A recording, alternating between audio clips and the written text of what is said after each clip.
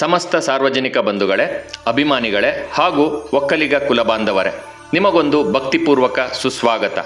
ನಮ್ಮ ಆಂಧ್ರ ಪ್ರದೇಶದ ಚಿತ್ತೂರು ಜಿಲ್ಲೆಯ ವಿಕೋಟ ಮಂಡಲದಲ್ಲಿ ಒಂದು ಐತಿಹಾಸಿಕ ಹಾಗೂ ಸಾಂಸ್ಕೃತಿಕ ಇತಿಹಾಸ ಸೃಷ್ಟಿಯಾಗುತ್ತಿದೆ. ಬೆಂಗಳೂರಿನ ನಿರ್ಮಾತೃಗಳು ಹಾಗೂ ನಾಡಪ್ರಭುಗಳಾದ ಒಕ್ಕಲಿಗ ಕುಲತಿಲಕ ಶ್ರೀ ಶ್ರೀ ಶ್ರೀ ನಾಡಪ್ರಭು ಕೆಂಪೇಗೌಡರ ಭವ್ಯ ಕಂಚಿನ ಪುತ್ಥಳಿಯ ಅನಾವರಣ ಕಾರ್ಯಕ್ರಮವು ಅತ್ಯಂತ ವಿಜೃಂಭಣೆಯಿಂದ ನೆರವೇರಲಿದೆ.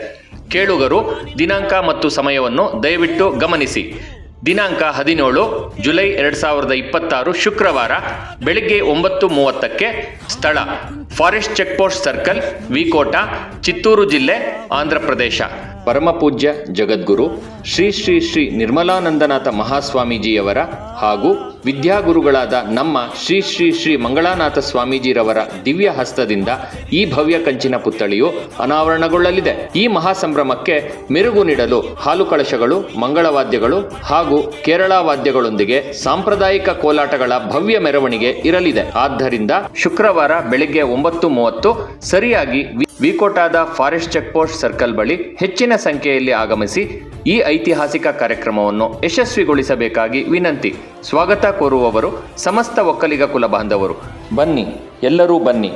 ಒಕ್ಕಲಿಗ ಕುಲತಿಲಕ ನಾಡಪ್ರಭು ಶ್ರೀ ಕೆಂಪೇಗೌಡರಿಗೆ ಜಯವಾಗಲಿ.